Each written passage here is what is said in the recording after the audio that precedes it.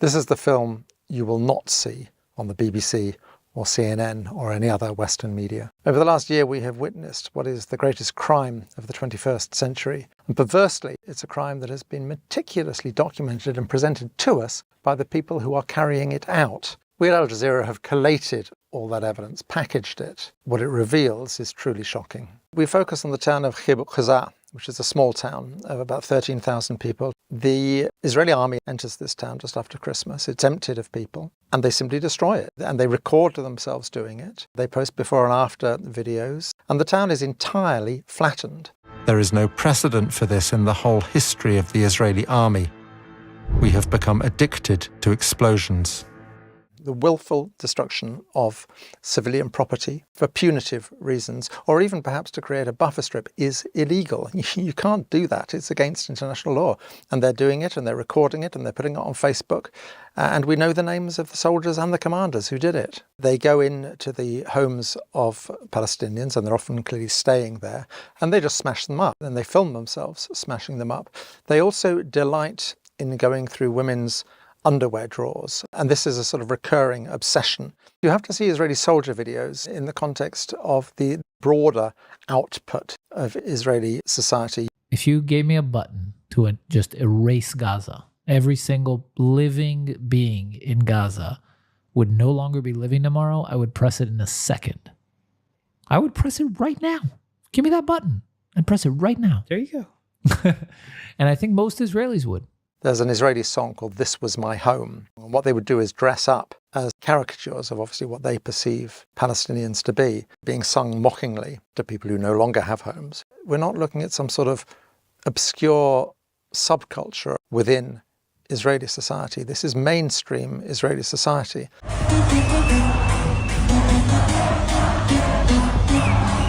When people tell you who they are, believe them. It's an entire nation out there that is responsible. And we will fight until we'll break their backbone. 972 magazine carried a story about how the Israelis were using AI, artificial intelligence, for targeting. Essentially, they had a problem. They wanted a rate of strikes in the Gaza Strip, which human computation couldn't keep up with. They needed to use AI to identify these targets. They're using people's phones and their social media. Any information at all they can scrape about them. And then they track them through their phones. So who are they talking to on their phone? Who are they simply near as they're carrying their phones around? And they have a little league table. And if you accumulate enough points, you can be killed. The terrifying thing is, how do you kill them? Where do you kill them? And they reached the calculation that it's much easier to kill people when they're at home, which is where the second bit of software kicks in, which is called Where's Daddy? The naming is indicative of a fairly dark sense of humour. They track you. Once Daddy is home, they can kill you, and of course along with anyone else who is in the house as well.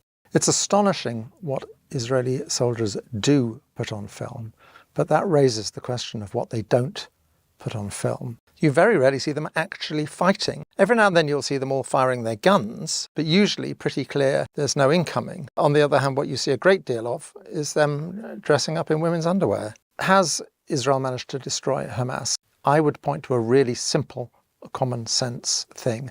Israeli soldiers have posted thousands of videos online. The IDF, the Israeli army, repeatedly posts videos online. Scour those videos for the bodies of dead fighters, and there's remarkably few. I remember 20 years ago in Afghanistan when the Taliban fell, before the age of social media, and I remember making films about that, footage with piles of corpses. It's extraordinary how few dead Hamas fighters we are seeing. Another extraordinary facet of this conflict is the repeated attacks on hospitals. They have assaulted every single one of the 36 hospitals in the Gaza Strip. We have the films of Mohammed al-Halou, a remarkable young journalist who really chronicled the whole story of the Nasser hospital. The Israelis are very keen to drive people taking refuge in the hospital out, to force them further south. They send a messenger into the hospital to order the people there to leave, and they use a detainee And they've made it quite clear to him. They know who his mother is, where she is, and that she will be killed if he does not return. So he does return. They send him back because the people still aren't leaving. People aren't leaving because they don't trust the Israelis. One of the few people who does leave is his mother. She follows him out with a small group of other people, and he's killed in front of her eyes. Having used him as a messenger, as a human shield, effectively, they simply shoot him. They shoot him 3 times in front of her eyes and kill him. What is extraordinary about so many of the soldiers' videos is the sense of impunity they have. One particular video is the 202nd paratroopers. When they left Gaza, individuals within that unit put together a video. It's like a commemorative video, and it's edited and it's set to music and so on. It's been up on YouTube now for 6 months. It includes 3 men, separate incidents, men who are shot by snipers. They are putting up the killing of people who are clearly unarmed. And for soldiers to post this in their own names shows a sense that they simply don't have to account for their actions at all. Deaths by snipers are very common in the Gaza Strip, and it's not just adult men. There's a particular shot of a child, a young boy, who was shot at the gates of the Nasser hospital. It's then too dangerous to collect the body. If you're a sniper, you know who you're shooting. You've got very good sights and you know perfectly well what you're looking at. Mohammed al-Helou, he is almost killed numerous times. One of the occasions is he's shot. He's wearing a flak jacket. They've actually managed to hit the thing that says press. One of the dreadful things about working as a journalist and as a human rights worker during this conflict, not only do you not have sort of immunity, as it were, you are positively a target. As Western journalists, we sometimes work in very hairy situations and we face danger and so on.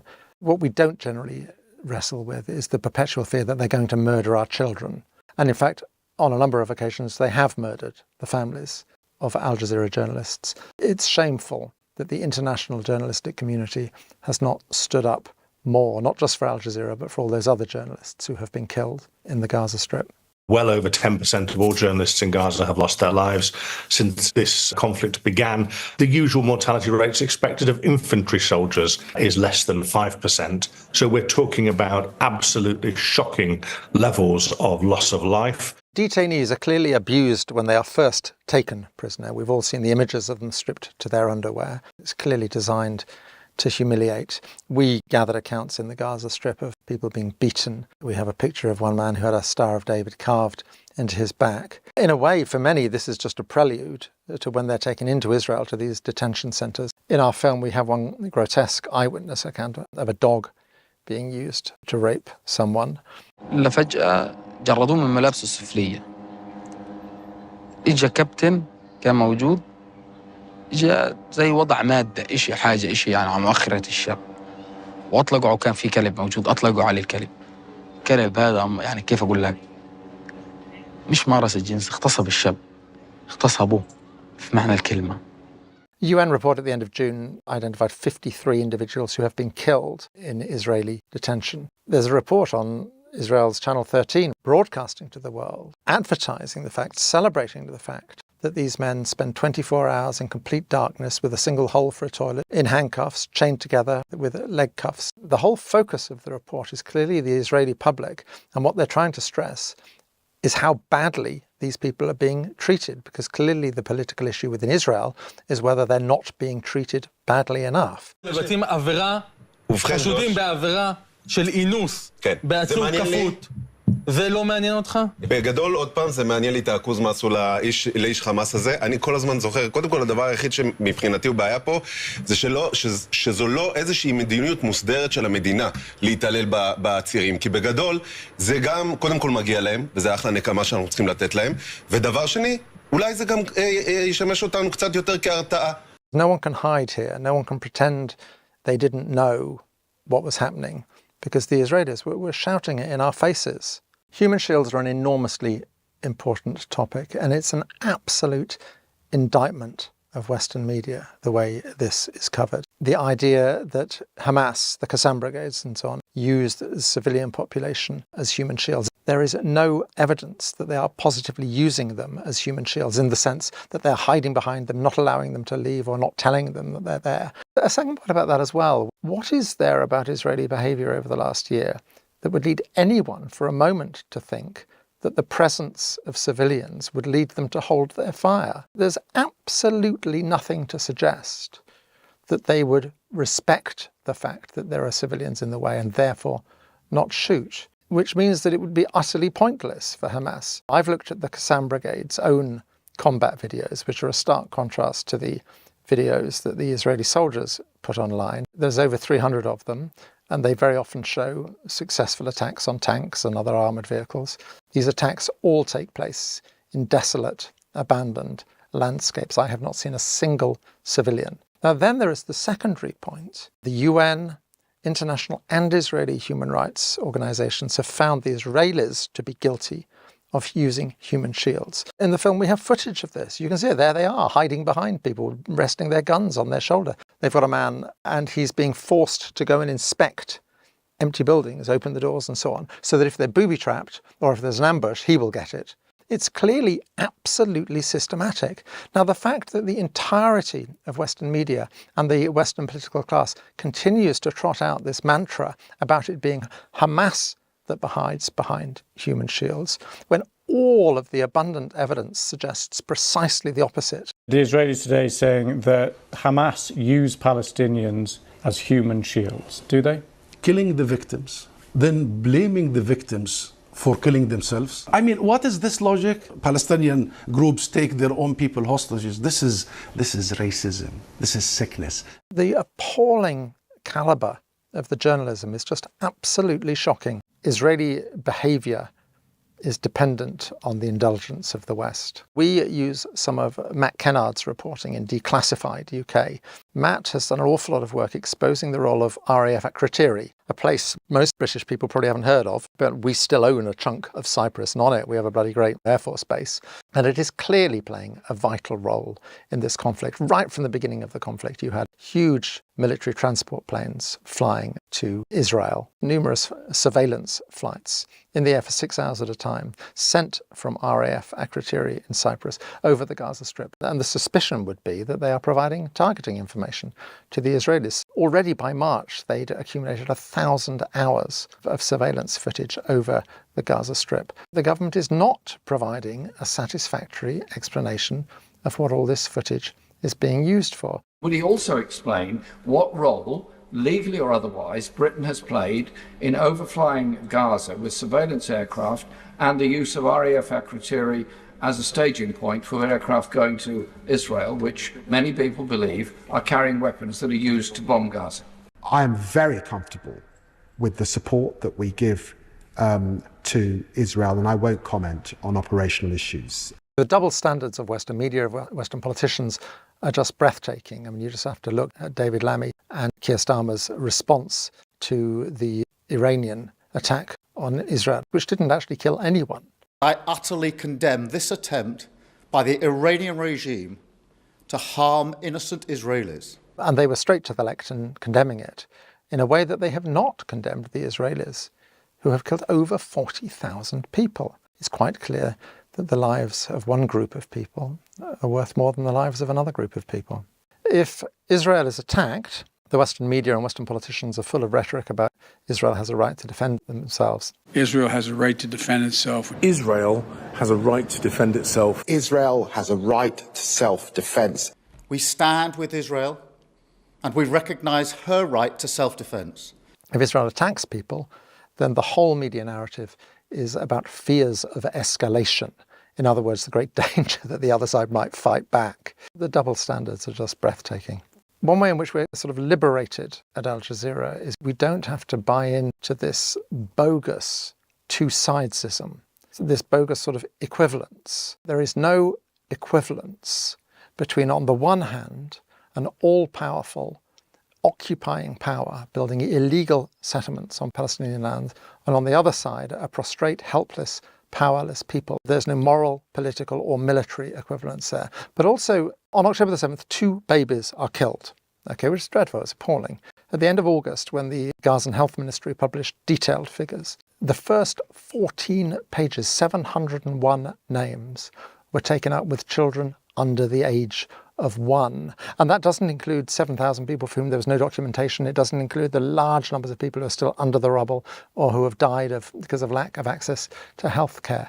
It's very, very likely that in the end, the total number of dead and injured in the Gaza Strip will be more than 250,000 people. There is just no comparison between the two. Now, if, as for example, the BBC often does, you achieve balance by having two stories in your evening news report.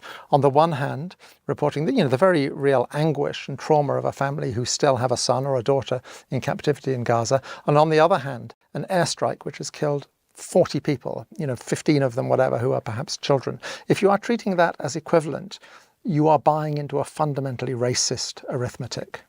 There was no balance in what was going on.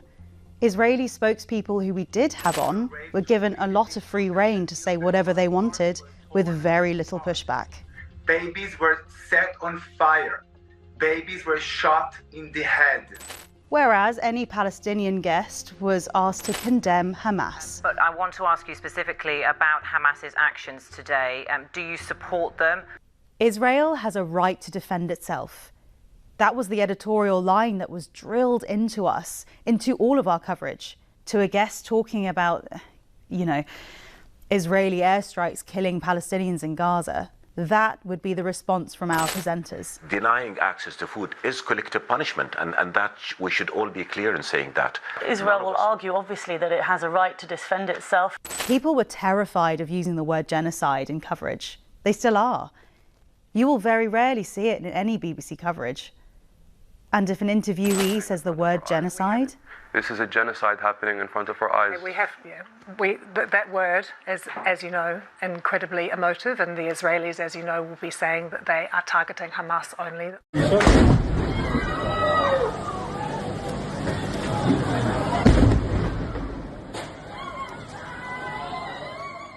No one can say they didn't know. The Israelis could not have made it clearer to us what they were doing in their rhetoric, social media they were posting, and what their own media was saying, that this was an exercise in ethnic cleansing, quite possibly an exercise in genocide. They were making it abundantly clear to us. And if we are ignorant, we are willfully ignorant. When people tell you who they are, believe them. And the Israelis have certainly told us who they are over the last year. The experience of the last year is testimony to the inadequacy of traditional media in the West, which seems simply to be unable to tell this story as it really is. And it highlights more than ever the need for independent media, outlets like Double Down News. And I would urge you to support Double Down News on Patreon.